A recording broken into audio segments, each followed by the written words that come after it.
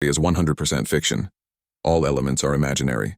Coincidences with reality are accidental. But 18. Entertainment only. The fog still clung to Lincoln Park when Laura Voss tied her second shoelace and adjusted her earbuds. Thursday, 52 degrees. The kind of morning that belonged exclusively to her, before her father's corporate offices, before the meetings she never asked to attend, before she had to become Henrique Voss's daughter instead of simply herself. She ran. Her red hair, pulled into a ponytail, swayed with each stride. 23 years old, in shape by discipline and not by vanity, lungs that knew this route by heart. 3 miles out, 3 miles back. The same trail for 2 years. She'd never encountered anyone beyond other early runners and an elderly man who fed the ducks with a regularity she secretly admired. Which is why, when she turned the sharp bend near the smaller lagoon, the one tucked behind the tall cypress trees, outside the reach of the park's security cameras, her feet stopped before her brain understood why. There was a man on the ground, and there was another man standing over him. Laura pulled her earbuds out. Sound arrived in layers. First the absolute silence of the early morning, then the heavy breathing of someone who had just exerted considerable effort. Then, it took her a moment to identify it, the rustle of leaves beneath the knees of the man on the ground as he tried, without success, to move. Don't look. Run. Now. But her feet didn't obey.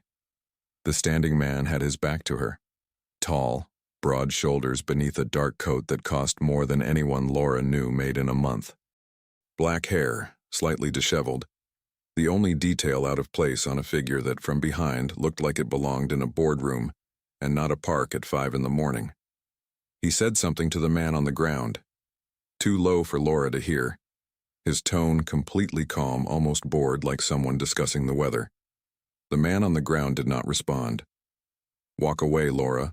Walk away, just... A twig snapped under her foot. The sound was small, irrelevant, the kind of noise that gets lost in the wind. The standing man turned his entire body in less than a second, and his eyes found hers.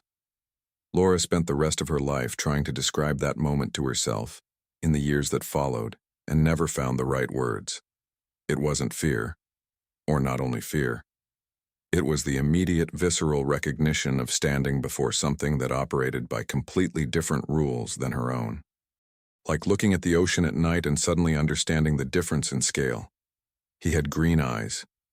She noticed because it was the most unexpected thing. She had braced for coldness, for darkness, for the villain stereotype her brain was desperately trying to construct to make sense of the scene. But the eyes were green, not the vague shade that light-colored eyes sometimes got called, but genuinely green, like bottle glass against sunlight. Like the park in that exact moment with the fog and the breaking dawn. And there was a tattoo on his neck. She caught the dark edge rising above his coat collar, lines that appeared to be part of something larger, something he normally kept hidden beneath clothes that probably cost a fortune. He said nothing. She said nothing. The man on the ground made a faint sound, and Laura Voss, who had been raised to have good manners, to avoid causing problems, to be the exemplary daughter of Henrique Voss, turned and ran. She didn't remember covering the 3 miles back. She remembered the lobby of her building, the elevator, the apartment door that her trembling hands took 40 seconds to unlock. She counted, compulsively, because she needed something to count. Inside, the apartment was silent and indifferent. The automatic coffee maker had turned on at its scheduled time. The living room window showed Chicago waking with the slow urgency of a weekday morning. Laura sat down on the kitchen floor. She stayed like that for a stretch of time she couldn't measure. Call the police. The thought was obvious. The thought was what any sensible person would do. She pulled her phone from her jacket pocket and stared at the screen for a long moment. She had seen his face. He had seen hers. And he had let her go. That last part was the one she couldn't shake. He had turned, seen her, had time to react, and had done nothing. Simply stood there watching, while she fled. Why? Because she was fast? Because the park would fill up soon? Because he trusted she wouldn't talk? Or because he knew he could find her whenever he wanted? Laura set the phone down on the cold kitchen floor. She didn't call the police. Over the next 3 days, she convinced herself she'd overreacted. It was early morning, she'd been half asleep, the fog distorted things. The man on the ground had fainted. Fights happened. Sometimes people fainted. It didn't necessarily mean. She hadn't seen anything definitive. No blood, no weapon. Just a man on the ground and another man standing over him and green eyes that had paralyzed her more than anything else. And maybe the problem was her, who had read too many crime novels and, on the 4th day, she saw the name in the news.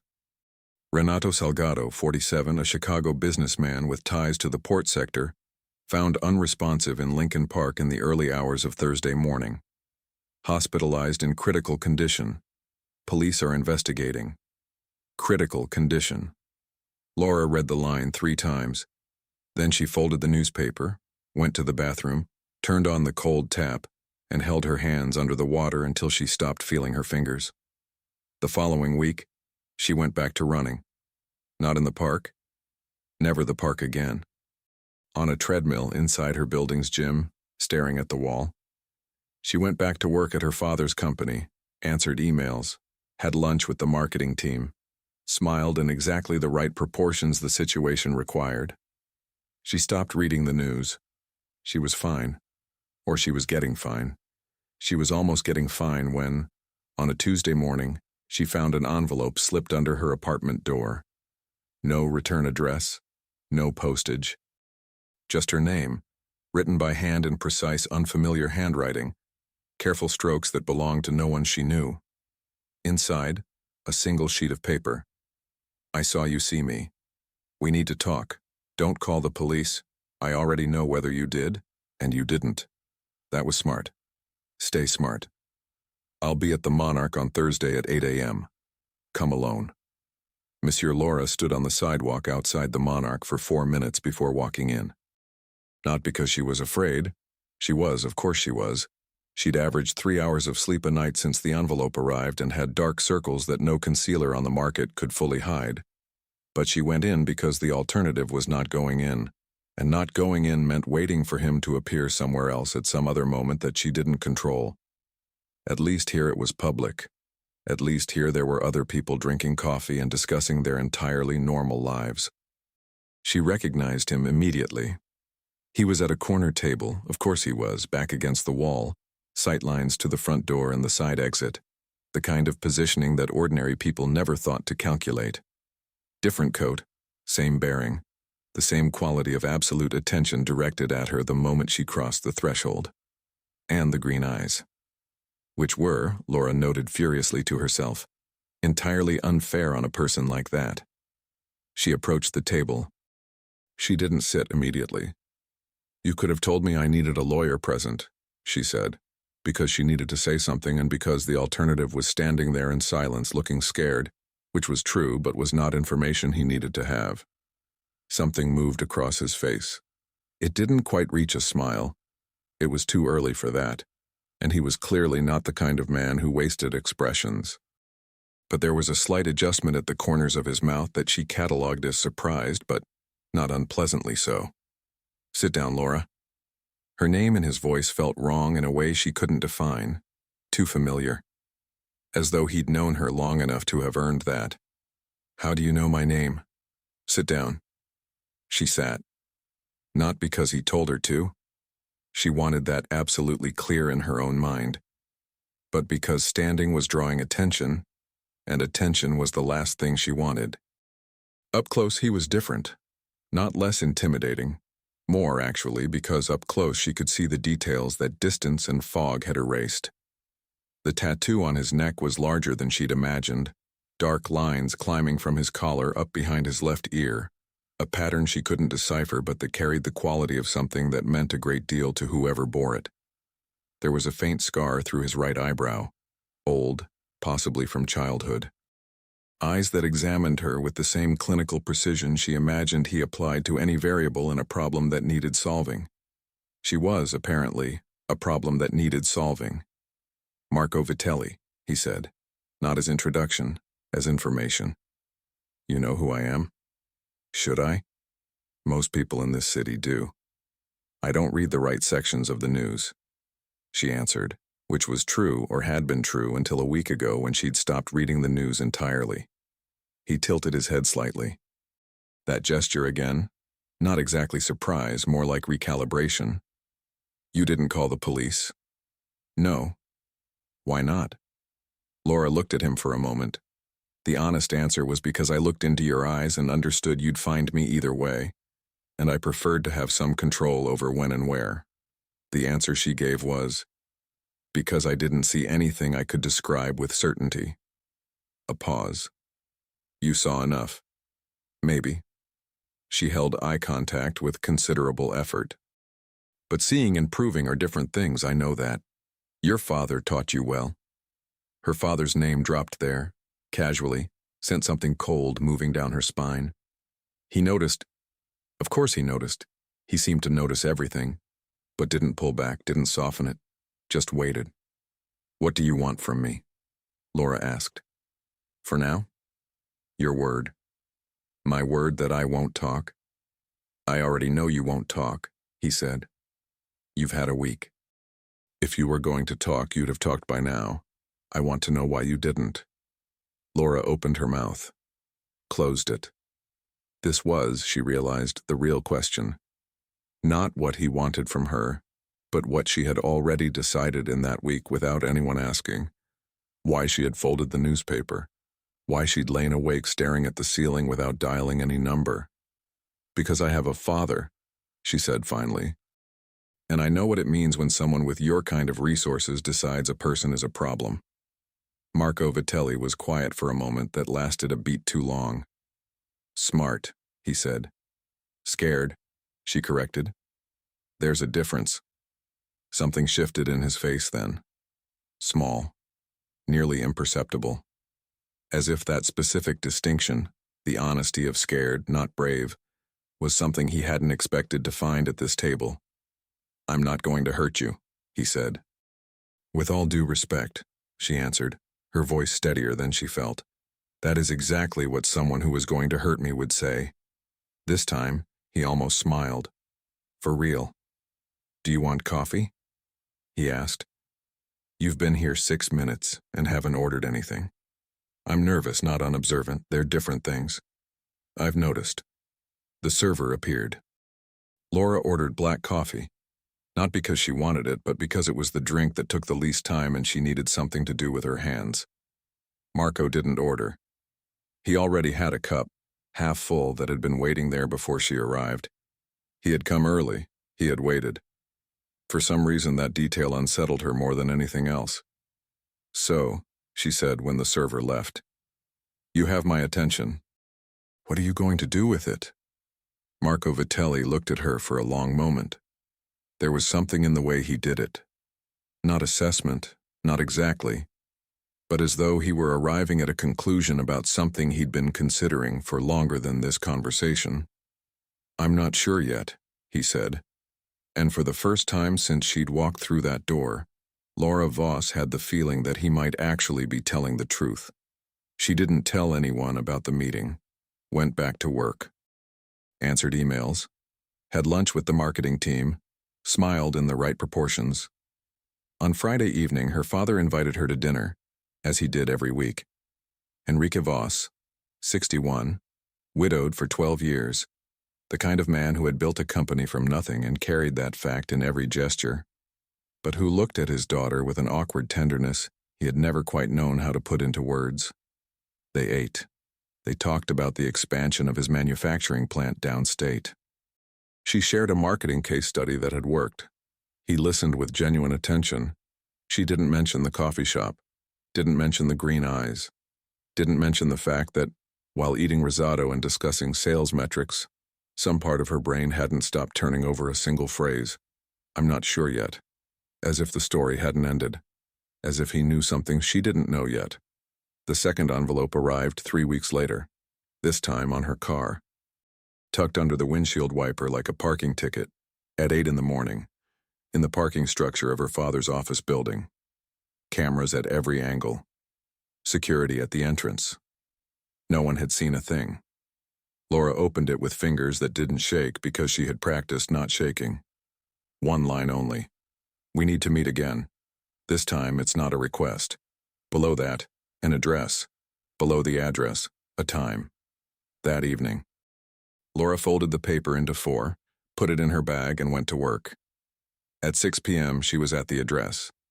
It was a private dining room, the kind of place with no menu on its website because its clients didn't need to search. They simply knew. Ground floor of a building in the Gold Coast neighborhood, a door with no signage, a valet who recognized her without her giving her name. That alone was enough for her to understand he had planned all of this with far greater care than that improvised coffee meeting 3 weeks ago. She was led to a private room. Table for 2. Wine she hadn't requested already poured. And Marco Vitelli standing near the window, his back to her this time. Deliberately, she realized, the same position she'd first seen him in, a kind of intentional callback that disturbed her more than it should have. He turned when she walked in. "Thank you for coming," he said. It didn't sound optional. It wasn't. Laura remained standing near her chair but didn't sit. There was something different about him tonight. Not in the way he moved or in the controlled expression, but in a kind of tension beneath all of it, like a structure bearing more weight than usual. "Something happened," she said. It wasn't a question. "Yes? Something involving me?" A pause that lasted a beat longer than it should have. "Potentially." Laura looked at him. He looked at her.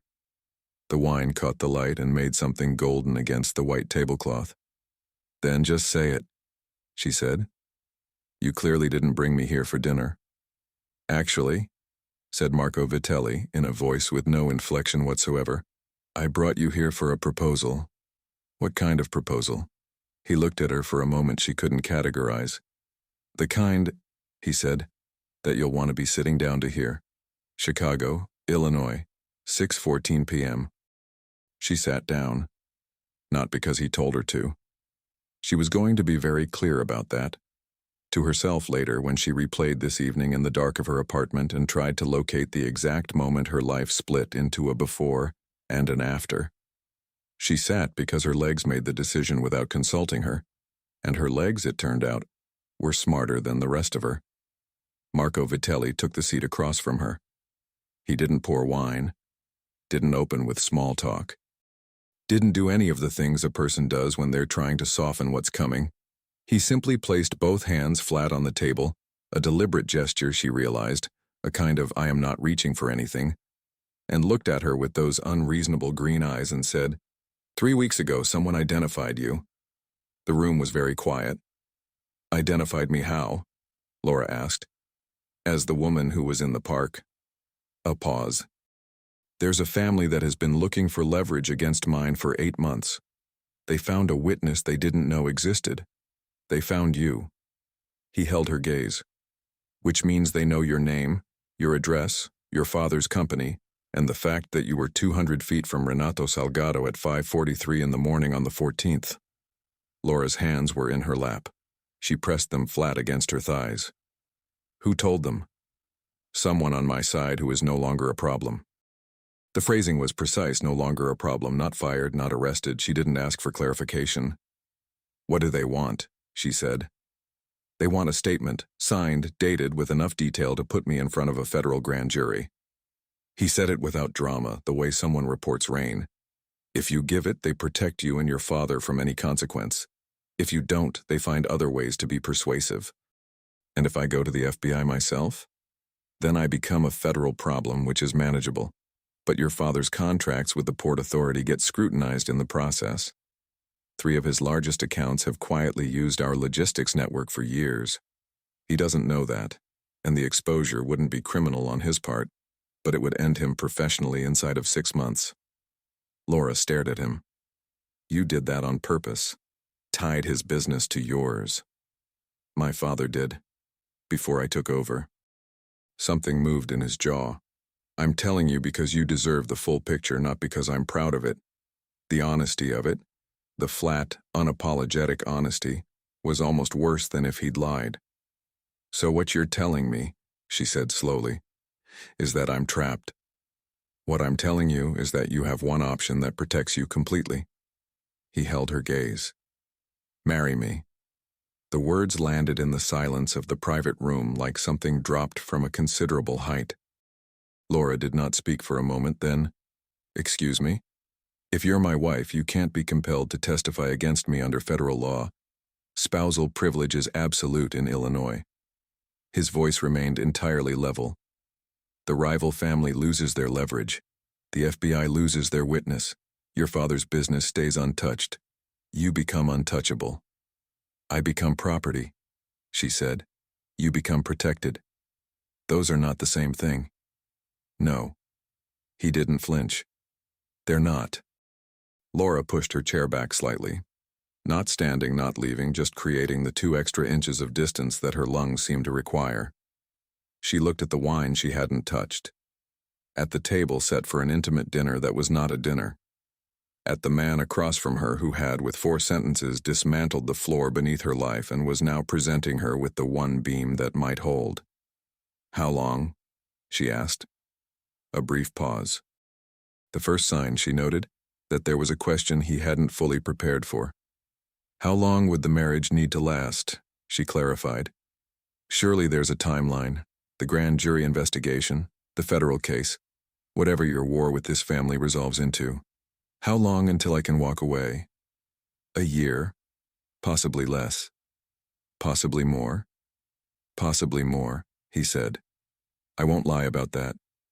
You could lie about that very easily, and I'd have no way to verify it tonight. I know. So why tell me? He looked at her for a moment that stretched. Because you'll figure it out anyway, he said. And I'd rather you trust me for the wrong reasons than distrust me for the right ones. Laura stared at him. Something about that sentence was so strange and so precisely honest that she didn't quite know where to put it. What does it look like? She said. The marriage, practically. You move into my home. We appear together at necessary functions. You continue your work at your father's company. It would look strange if you stopped. He paused. I have a house in Lincoln Park. Separate rooms. Your space is yours. Your family. My mother lives in the main residence. She will require convincing. That you're marrying a stranger you're blackmailing into it. That I'm marrying at all, he said, and something in his tone suggested this was, in fact, the harder sell. Laura almost laughed. She didn't because nothing about this was funny, but the impulse moved through her like a reflex and she saw him catch it, the slight softening at the corners of her mouth before she controlled it. And she watched him file that away the same way he seemed to file everything. What happens if I say no? She asked. I keep you safe regardless. He said it immediately, without the beat of calculation she'd been bracing for. That's not contingent on your answer. You didn't choose to be in that park. I'm not going to punish you for existing. But I can't protect your father if you're not connected to me. My reach stops at my family. Laura stood up, not to leave. She walked to the window, the one he'd been standing at when she arrived, and looked out at the Gold Coast street below. A couple walked a dog. A cab pulled over. A city moving through its Thursday evening with complete indifference to the conversation happening in this room. She thought about her father, 61 years old, built everything alone after her mother died, hands that had gone rough in the early years and never quite gone smooth again, no matter how many years of success followed. He would never understand what she'd been carrying for the past month. He would never understand the park or the envelope or any of it, because she had protected him from it, the same way he'd always tried to protect her from the harder parts of building something from nothing. She thought about what it cost a man like Henrique Voss to lose everything professional at 61. She turned around. Marco was watching her. He hadn't moved. I have conditions, she said. Something shifted in his expression. Not surprise exactly. More like a man who had prepared for yes and no and found himself facing a third door. Tell me, he said. My father never knows the real reason. Whatever story we construct, it has to be something he believes voluntarily. He doesn't get to spend one day thinking his daughter married to save him. She held Marco's gaze. That's non-negotiable. Agreed. I keep my job and my schedule. I am not decorative. I never assumed you were. I want a lawyer present before I sign anything. My own lawyer. Not yours. Reasonable. And if at any point I feel unsafe, she stopped. Chose the word carefully. Unsafe in the way that isn't about the other family but about you and your people. The arrangement ends. Immediately. Without consequence to my father. The room was very quiet for a moment. Marco Vitelli looked at her across the dinner table with its untouched wine and its candles burning low. You're negotiating a contract, he said. His voice held something she didn't have a name for. With a man who could have simply told you what would happen and left you no choice. I'm aware of that, Laura said. Is that a problem? A long pause. No, he said. And then quietly, almost to himself. No, it isn't. She didn't go home right away. She drove through the city for 40 minutes. No destination, just moving. The skyline throwing its lights across the lake in the way it did on cold, clear nights that made Chicago look like something out of a photograph, rather than a place where real things happen to real people. Her father called at 8:30. She answered. Just checking in, mija. You working late? Just driving, she said. Clearing my head. Everything okay? Everything's fine, Dad. Get some sleep.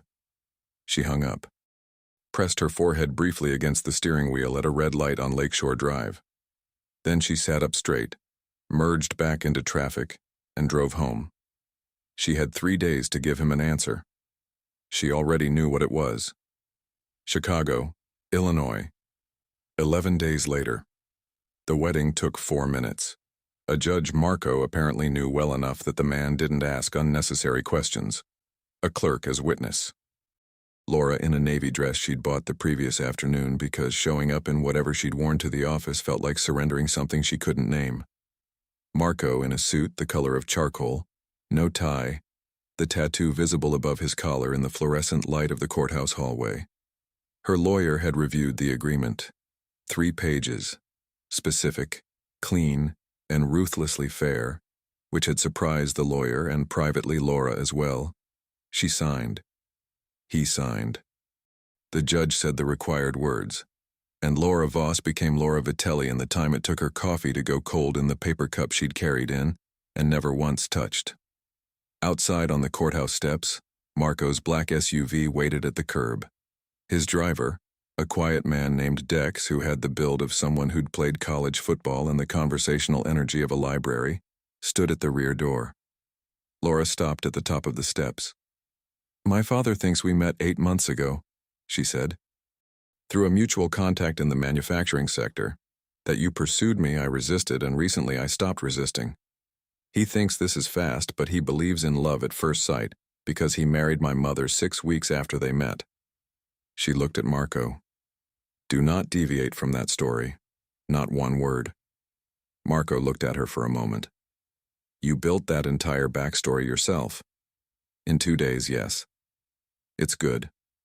I know it is. She started down the steps. Don't improvise. He almost smiled. She was learning to recognize the almost. The house on Burling Street was not what she'd expected. She didn't know exactly what she'd expected. Something that announced itself, probably. Glass and steel, and the architectural equivalent of a man who wanted you to know what he was worth. Instead, it was a Lincoln Park Greystone, 4 stories, the kind of building that had been on that street for 100 years and intended to be there for 100 more. Understated from the outside. The inside was a different matter, not ostentatious but precise, every object chosen rather than accumulated, the kind of home that reflected a person who paid attention to things. She cataloged it in the 30 seconds it took to cross the entrance hall, because cataloging was what she did when she was nervous, and she was absolutely not going to let him see that. Your rooms are on the 3rd floor, Marco said. East side. There's a sitting room between the bedroom and the study. Dex will bring your things this afternoon. I can bring my own things. Dex will bring them. She turned to look at him. He was already looking at her with the expression she was starting to identify as, "This is not a negotiation, and we both know it, but I'm choosing not to say so directly." "Fine," she said. "But I packed them myself." I assumed. "I'm mentioning it because I don't want anyone going through my boxes." "No one will go through your boxes, Laura." "Good." She looked around the entrance hall. "Where's your mother?" "A beat." "Dining room," he said. She requested breakfast. "It's 11:30. She requested what she's calling breakfast. Laura straightened her jacket. "Then let's not keep her waiting." Renata Vitelli was 70 years old and looked at only from a distance. Up close, she had the eyes of a woman who had watched a great deal happen and found most of it predictable, and the posture of someone who had decided decades ago that rooms would arrange themselves around her rather than the other way around. She was eating fruit and drinking espresso and reading something on a tablet she set face down when they walked in, which Laura recognized as a power move dressed as courtesy. She looked at Laura for a long moment, then at her son. "She's prettier than your last disaster," Renata said, in a tone entirely devoid of malice.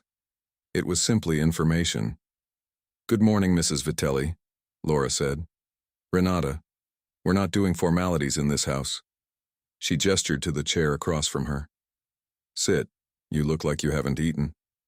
"I had coffee." "That's not eating." Renata looked at Marco. "She had coffee. Get the girl something to eat." "She's capable of requesting food herself," Marco said. "And yet she's standing there looking like she survived something and didn't tell anyone." Renata's gaze returned to Laura, sharp and not unkind. "Did you survive something?" "This morning?" "Just the courthouse," Laura said. Renata considered this. "Honest," she said. "Good. The last one lied constantly. I knew within 48 hours, but Marco took 6 months." She sipped her espresso without any apparent awareness that she was describing a previous relationship to that relationship's replacement. "Sit down, Laura." Laura sat. Marco remained standing in the doorway with the expression of a man who had calculated the risk of this particular meeting and was now discovering his math had been optimistic. "Your father is Henrique Voss," Renata said. Not a question. "Manufacturing. South Side operation. Primarily industrial components. Solid business. Conservative management. You researched my father." "I research everything." Renata set down her espresso cup. "I also know you have a degree in marketing, that you've run your father's communications division for 3 years, and that you run 6 miles a week." A slight pause. "I don't know why you're here. My son told me a story that was charming and had the texture of something carefully constructed." The room was quiet. Laura looked at Renata Vitelli. Renata looked back with eyes the same shade of green as her son's, which was deeply inconvenient. "I'm here because Marco asked me, and I said yes," Laura said. "The reasons behind that are between him and me." "Fair," said Renata after a moment. "I respect a woman who holds her line." She picked up her tablet, which meant the interrogation was over. "There's a room off the kitchen. Good light in the mornings. I take my coffee there at 7 if you ever want company that doesn't have an agenda." It was the closest thing to welcome Laura imagined Renata Vitelli offered anyone. "I'll keep that in mind," Laura said. The first real problem announced itself at 9:47 that evening. Laura was in the sitting room on the 3rd floor, laptop open, working through a campaign brief that had been waiting 2 days for her attention, when Marco knocked twice and opened the door without waiting. A habit she filed immediately under things to address tomorrow. "We have a situation," he said. She looked up. His expression was different. Not the controlled neutrality of their previous conversations. Something tighter underneath. "The Caruso family moved faster than we expected." He came into the room and handed her a photograph. "This was taken outside your father's building this morning, 2 hours before our ceremony." The photograph showed a man she didn't recognize, standing across the street from Voss Industrial Headquarters, looking up at the building with the focused attention of someone who wasn't a tourist. "They were watching him," Laura said. They were sending a message. They know the timing. Marco took the photograph back. Starting tomorrow, your father will have 2 of my people with him. He won't know who they are. I need you to be comfortable with that. You're going to put surveillance on my father without telling him. I'm going to put protection on your father without alarming him. A beat. There's a difference. She looked at him steadily. You keep telling me things are different when they feel identical from where I'm standing. I know. He said it without defensiveness. You're going to have to decide whether my track record earns the distinction or not. I can't make that argument for myself. Laura set down her laptop. Outside the window, Lincoln Park was dark and quiet, the way expensive neighborhoods went quiet at night as if sound itself respected property values. How much danger is he in? She asked. Honest answer. Moderate. They want leverage, not bodies. A dead industrialist creates problems for everyone. He held her gaze. But leverage has a way of escalating when it doesn't produce results. And I'm the result. You were. Something moved in his voice. Not quite apology, something adjacent to it. The marriage complicates their math. They expected you to run. I don't run, Laura said. She meant it as simple fact. He received it as something else. She could see it land differently than she'd intended. Something recalibrating again behind those eyes. I know, he said quietly. He left without another word.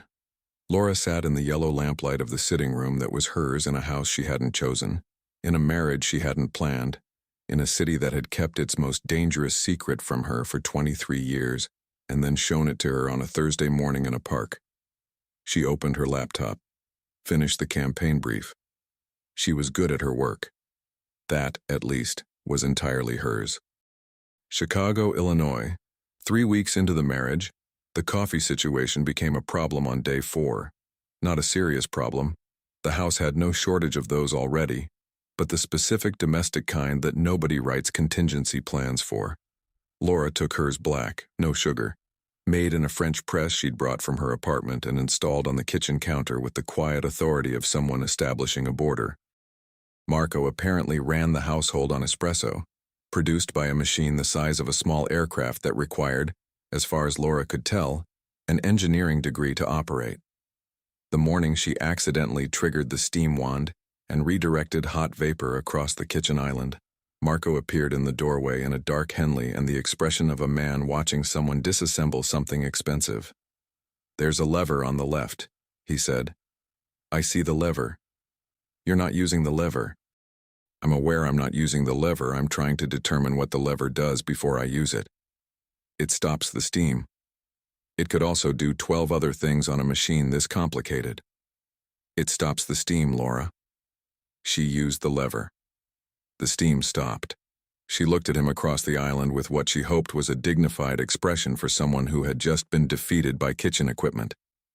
Your French press is on the 3rd shelf, Marco said, and left. She stood there for a moment. Then quietly, she moved the French press to the 2nd shelf. He didn't say anything about it. But the following morning, when she came downstairs, the French press was on the counter next to the espresso machine, not replacing it, just beside it, and there was already hot water in the kettle. She drank her coffee and didn't mention it. Neither did he. The first public appearance was a fundraiser for the Chicago Botanical Garden, the kind of event that existed in the borderland between legitimate wealth and the money that preferred not to be examined too closely. 300 guests, a tent in a North Shore estate, the sort of evening where the floral arrangements cost more than most people's car payments. Marco's communications director, a precise woman named Soren who appeared to operate without sleeping, had briefed Laura the afternoon before. Who will be there, who to speak to, who to avoid. Smile at the Marchetti table but don't engage. If Congressman Hollis approaches you, you've always found urban planning fascinating. What if Congressman Hollis approaches me and asks a specific question about urban planning? Laura had asked. Soren blinked. That hasn't come up before. It will come up now. It always does when you tell someone not to know something. Soren had looked at Marco. Marco had looked at Laura with an expression she was starting to recognize as she has a point, and I find this inconvenient. Brief her on the zoning issue, he said to Soren. Laura had spent 40 minutes learning more about Chicago's downtown zoning reform than she had ever wanted to know. Congressman Hollis had, in fact, approached her at the fundraiser. She'd handled it in under 3 minutes, redirected him to Marco, and moved on to the garden exhibit with a glass of water she preferred to the champagne. Later, in the car on the way home, Marco was quiet for several blocks. "You're good at that," he said. "Talking to people?" "Talking to people while managing what you give them. I ran communications for my father's company for 3 years. She looked out the window at the expressway lights. I learned early that most conversations are just negotiations with better lighting. A pause. That's either very cynical or very accurate. Both, she said. Usually both. Another block of silence. Comfortable almost. The unsettling kind of comfortable that comes from realizing you're no longer performing ease but actually feeling it. The Marchetti table was watching you, Marco said. Not me. You. I know. The woman in the green dress took 3 photographs when she thought I wasn't looking. Those go to the Carusos by morning. I assumed. Laura turned to look at him. Was that the point? Letting them see me settled? Letting them see you choosing, he said. There's a difference. She held his gaze for a moment. You keep making that distinction. Because it keeps mattering. The piano was on the 2nd floor, in a room Marco used as a secondary study. Laura discovered it on a Tuesday afternoon when she was looking for the wireless router password and opened the wrong door. It was a Steinway upright, clearly old, clearly maintained. Sheet music on the stand, something she didn't recognize, handwritten, which meant it was either Marco's or belonged to someone who had lived here before either of them. She sat down. She hadn't played seriously in 4 years. The muscle memory came back in pieces the way it always did. Tentative in the first minute, then suddenly whole, her hands finding intervals they hadn't reached for in years. She played for 20 minutes without thinking about anything. When she stopped, Marco was in the doorway. She didn't startle. She'd heard him on the stairs 3 minutes earlier. She was learning the sounds of the house the way you learned a new language, one word at a time. That's yours, she said, nodding at the sheet music. It was my father's. He came into the room and leaned against the wall in the way he did when he was deciding how much to say. He composed, badly, mostly, but consistently. Is he? He died 6 years ago. I'm sorry. Don't be. He said it without cruelty. It's the honest answer. Our relationship was complicated in the specific way that relationships are when one person runs an organization like this, and the other person has to become someone who can inherit it. Laura turned slightly on the bench to look at him. How old were you when you understood what it was? 8. No hesitation. My father didn't believe in delaying that kind of information. Did you want it? The inheritance? A pause that told her more than the answer did. I wanted my family safe, he said. The inheritance was the mechanism. He looked at the piano. Play something else. That's not a request with a please anywhere in it. Please. She turned back to the keys, played something she'd memorized at 16, a Satie piece, slow and slightly melancholy, which was probably not the correct emotional register for the situation, but was what her hands chose. He stayed in the doorway until she finished. Neither of them mentioned it afterward. The second threat came on a Wednesday. Not abstract this time. Not a man across the street with a camera. Laura was leaving Voss Industrial at 7 in the evening when she noticed the car. Black, no plates, parked half a block from the entrance, in a spot where no one parked because the hydrant made it technically illegal. The kind of detail you only noticed if you'd been trained to notice things, which she hadn't been, but which she'd apparently absorbed through 3 weeks of living with someone who noticed everything. She didn't stop walking, didn't look directly at it, got into the car Dex had waiting at the curb and said very calmly, There's a vehicle on the north side of the street. No plates. Don't make it obvious. Dex's eyes moved to the mirror once. "Got it," he said. He called Marco before they cleared the block. Laura listened to the half of the conversation she could hear. Clipped, efficient, the shorthand of people who'd worked together long enough to communicate in fragments. When Dex hung up, he said, "We're not going to Burling Street directly." I assumed. 20 minutes of surface streets later, they pulled into the parking structure of a hotel downtown. Marco was already there, leaning against his own car, jacket open, watching the entrance with the focused stillness she had stopped finding unnerving 3 days into the marriage. He looked at her when she got out. "You didn't run," he said. "You say that like you expected me to." "I expected most people to." "I'm not most people." She crossed her arms. Partly cold, partly composure. "How long have they been watching the building?" "Since yesterday, based on what Dex's guys pulled from the street cameras." His jaw was set in the way she'd come to recognize as controlled anger rather than the explosive kind. "They're not moving yet. This is pressure." "Pressure to do what?" "To make you reconsider," he said. "They still think you'll crack." "Then they don't know me." Something happened in his face, not the almost smile. Different, quieter. "No," he said. "They don't." They stood in the concrete gray of the parking structure with the distant sound of the city above them. He was close, closer than their usual conversational distance, which she'd measured without meaning to over the past weeks. Close enough that she could see the faint line of tension in his shoulders that he carried the same way she carried her own version of it, somewhere behind the sternum, invisible, until you knew what to look for. "Marco," she said. He looked at her. "They're going to keep escalating." "Yes. So when does this end? Actually end, not just get managed?" A long pause. "The honest kind. The kind where someone is deciding between the answer that sounds better and the answer that's true. When the Carusos believe the cost of continuing is higher than the benefit," he said. "I'm working on making that calculation obvious to them." "How?" "In ways I won't detail tonight." She looked at him steadily. "That's not going to stop me from asking." "I know." His voice was quiet. "I'm counting on it."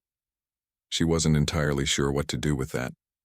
So she did what she did when Marco Vitelli said something she needed to process alone.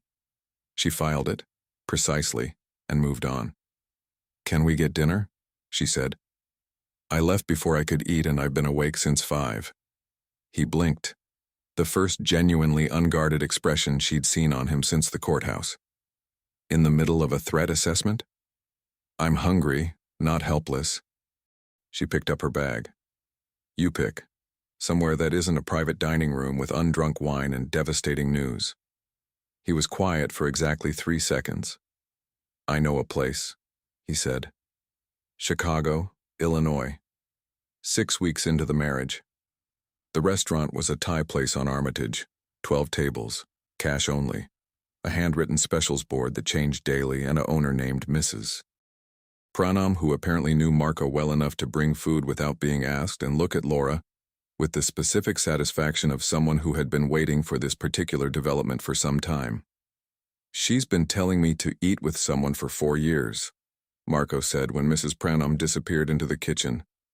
"What did you tell her?" "That I was busy." "And now?"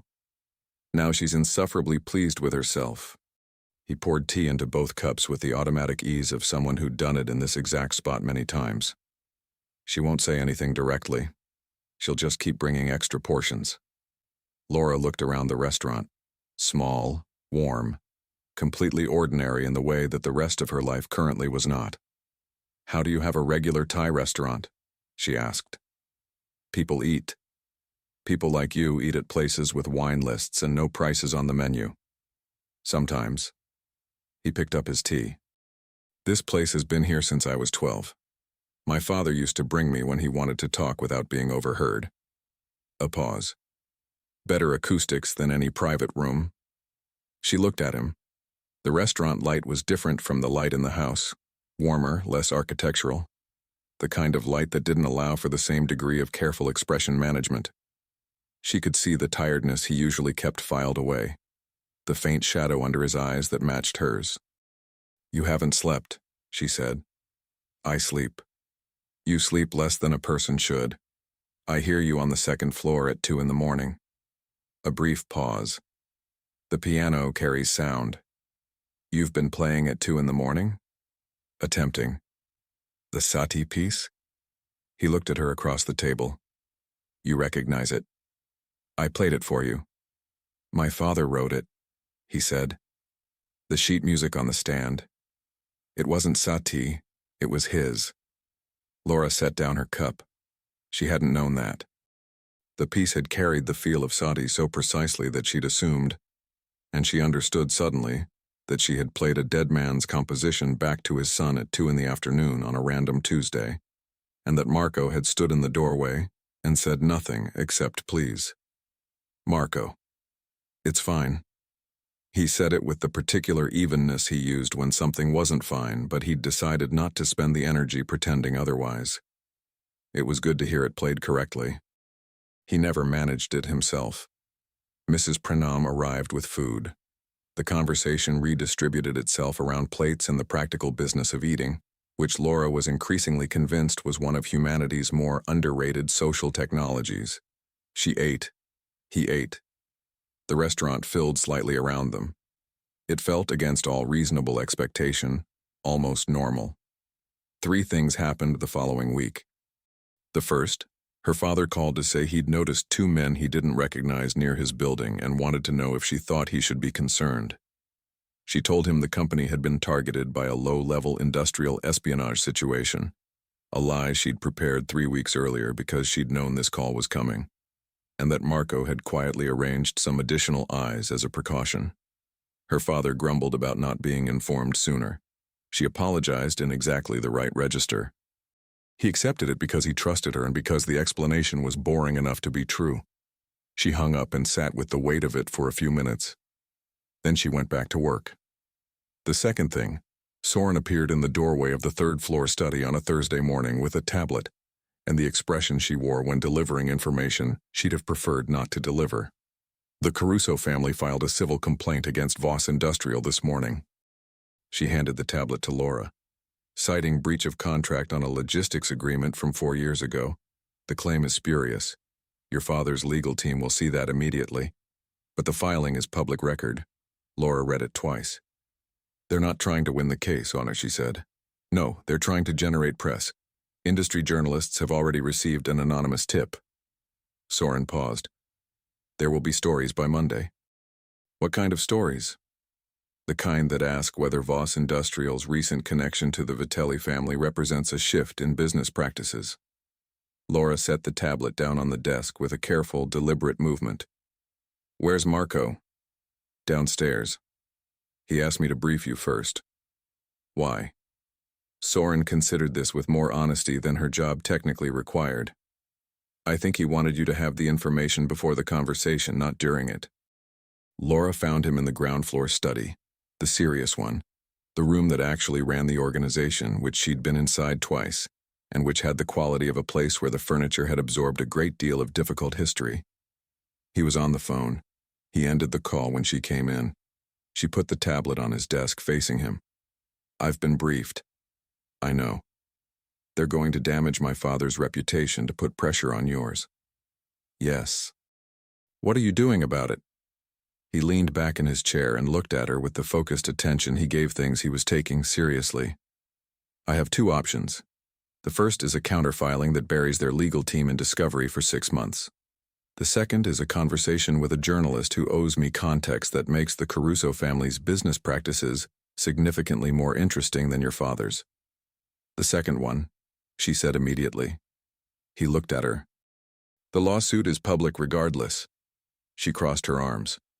"But if the story becomes who are the Carusos and why are they targeting a small manufacturing company instead of is Voss Industrial compromised, my father's name stays out of the lead paragraph." She held Marco's gaze. "That's communications. You're thinking like a lawyer. I'm telling you the better move." The room was quiet for a moment. "The journalist," he said. "By end of day." "Thank you. You don't need to thank me." "I do when you listen." She picked the tablet back up. Most people don't. Something shifted in his expression. The same quiet adjustment she'd caught at the Thai restaurant. Something that lived below the controlled surface and appeared only when she'd said something he hadn't seen coming. The third thing happened on Saturday night, and was not professional in any category. The house had been tense all week, the specific tension of a building that contained people operating under sustained pressure, separate edges that hadn't yet found a way to stop catching on each other. Renata had been uncharacteristically quiet, which was worse than her commentary. Dex had barely left the front hall. Laura was in the kitchen at 11 p.m. because she couldn't sleep, and because the kitchen was the room in the house that asked the least of her when Marco came downstairs. He stopped when he saw her. "Couldn't sleep?" he said. "Didn't try." She pushed the second mug across the counter. "I made extra." He looked at the mug, then at her. Then he sat down on the stool across the island and picked it up. They drank coffee in silence for a while. "The journalist ran the piece, ain't he?" said. "Online edition went up an hour ago." "I saw it." She'd read it on her phone in the dark. The Carusos were the story. Her father's name appeared once, in passing, without implication. It was well placed. "Your framing was correct." "I know." She looked at her coffee. "What happens now? With them?" "They push harder," he said. "Or they recalculate." A pause. "I think they recalculate." "What makes you think that?" "Because they're businessmen who made an aggressive move that didn't pay out." He turned the mug slightly in his hands, a small movement she'd come to recognize as him thinking through something carefully. "The people who scare me aren't the ones who escalate when they lose ground. They're the ones who go quiet." "Are the Carusos going quiet?" "Not yet." She nodded. The kitchen settled around them.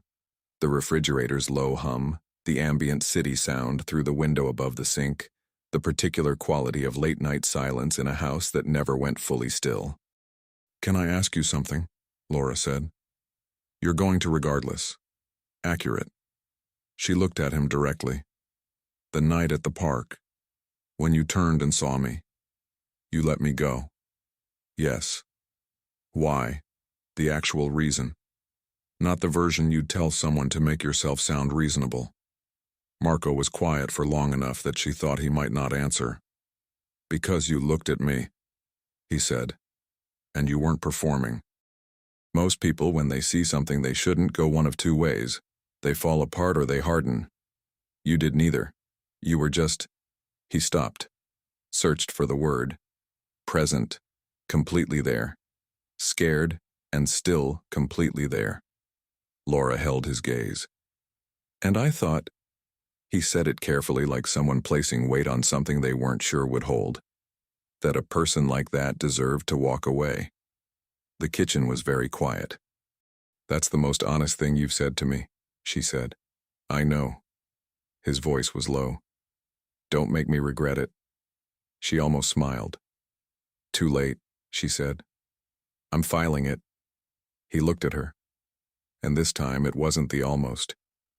This time it was a real, quiet, unguarded smile that lasted exactly 3 seconds before he collected himself, and which she was absolutely certain she was not supposed to have seen. She picked up her mug. "Good night, Marco." "Good night, Laura." She went upstairs. She did not sleep for another hour.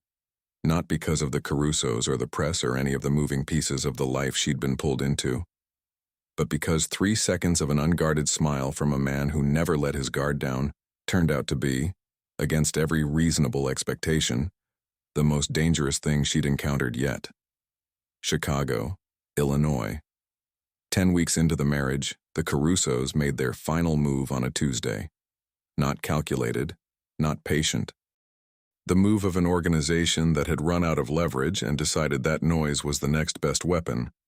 A federal contact leaked Laura's name to 3 news outlets simultaneously, framing her as a material witness who had married into the organization she was supposed to testify against. By 7 a.m., her phone had 43 notifications. By 7:15, she was dressed, downstairs, and across from Marco in the ground floor study with a legal pad and her laptop open.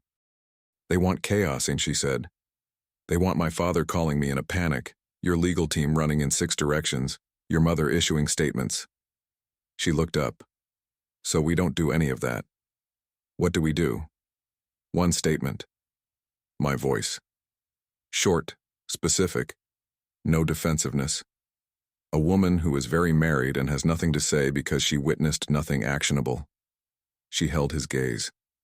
Released before 9 a.m., before the second news cycle builds the story for us. If you speak publicly, you become the story. I'm already the story. She picked up her pen. The question is whether it's theirs or mine. He looked at her for 3 seconds. Write it, he said. She wrote it in 20 minutes. He changed 2 words, handed it back without touching the rest. Soren released it at 8:49. By noon, the story had pivoted entirely. By 3, her father called, confused, not panicked. There are reporters outside the building. Do I need to worry? No, Dad. Check the Tribune online. A pause. Huh, Caruso's. Unpleasant people. Very. You're all right?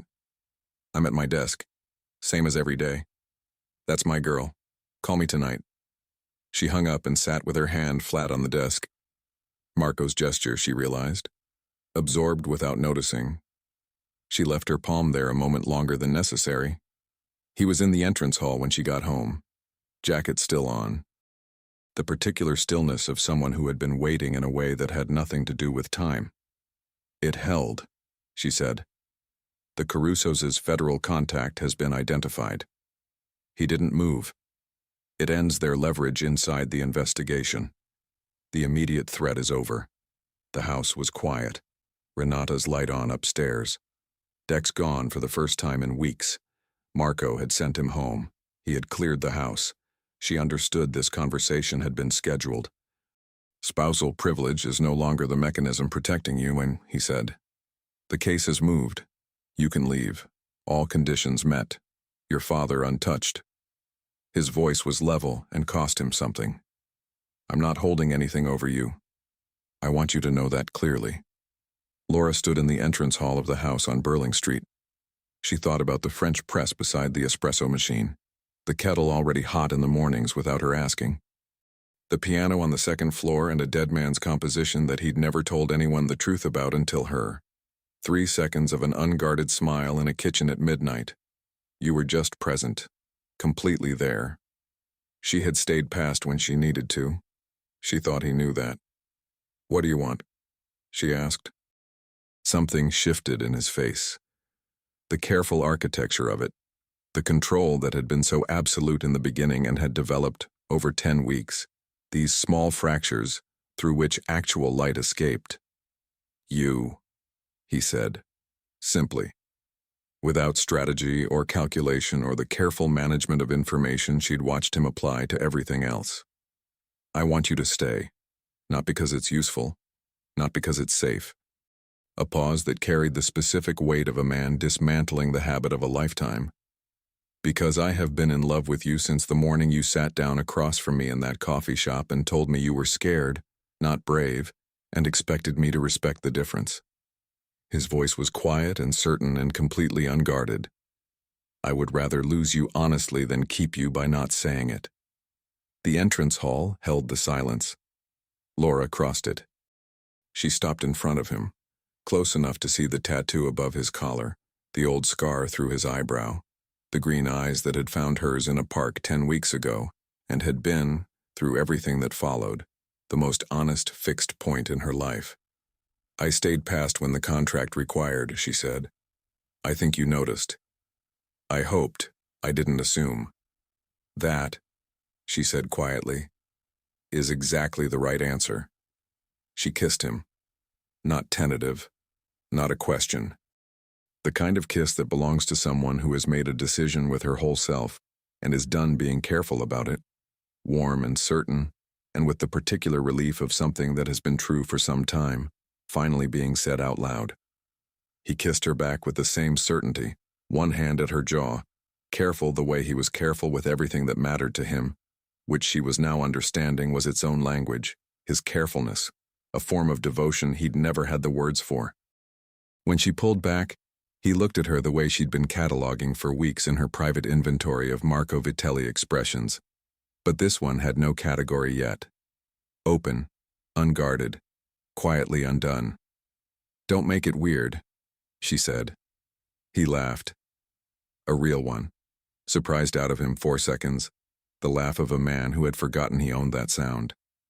It rearranged his entire face into something younger and softer and entirely hers. She filed it under. Favorite. Epilogue. A true thing. The French press stayed on the counter. This was never discussed. It simply remained, beside the aircraft-sized espresso machine, slightly mismatched, completely at home. Visitors to the kitchen on Burling Street occasionally noticed it and said nothing, the way you don't comment on evidence of a life that has clearly worked something out. Renata announced her victory on a Wednesday morning over espresso, unprompted to no one in particular. "I knew from the second Tuesday." She then returned to her tablet. No one asked about the second Tuesday. The information was offered purely for the record. Enrique Voss took longer. He was a careful man with careful affections, and he extended them slowly, which Laura had always understood, and Marco, to his credit, had the patience for. By the third dinner, Enrique called Laura on the drive home and said, with the gruff tenderness he reserved for things that truly moved him, "He listens. And he looks at you the way I used to look at your mother." Laura said, "Go to sleep, Dad." She was smiling for the rest of the evening. The Caruso matter resolved with the tired pragmatism of organizations that had spent more than they'd gained. The federal investigation moved to different terrain. The house on Burling Street settled into its rhythms. Laura's work mornings, Marco's late nights, Renata's 7 a.m. coffee ritual. The piano on the second floor played more often now, and sometimes badly by both of them together, while Renata appeared in the doorway with an expression she would never call sentimental. What grew between them was not dramatic. It was the accumulation of ordinary things chosen deliberately. Coffee made before the other person came downstairs. Conversations that went longer than they needed to because neither of them wanted to stop. The specific ease of sleeping in a house where someone else knows what you actually mean without requiring you to explain it. Marco learned that Laura reorganized shelves when she was anxious, argued best when she was standing, and read 3 pages of whatever was nearest when she couldn't sleep. He left books on the nightstand she hadn't asked for. He never mentioned doing it.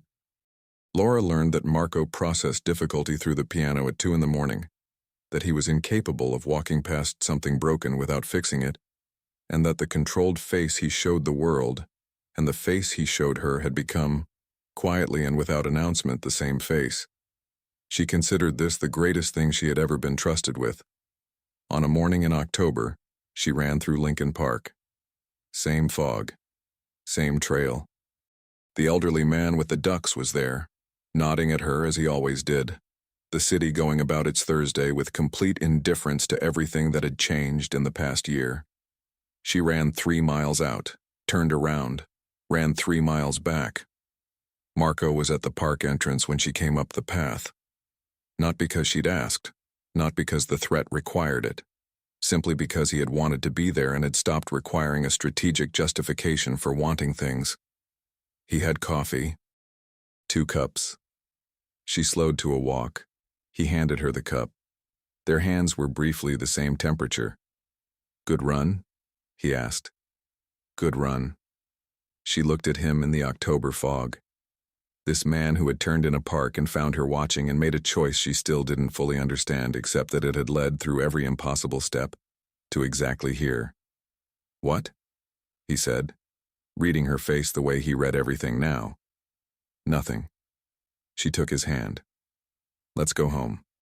They walked back through the fog together, past the ducks, past the bench where the old man always sat, through the park that had started all of it. That had been on a Thursday morning before either of them understood what was beginning. The place where 2 people saw each other clearly for the first time and decided, each in their own way, that the other one was worth the risk. She had been scared, not brave. She had stayed anyway. It turned out those were not different things at all.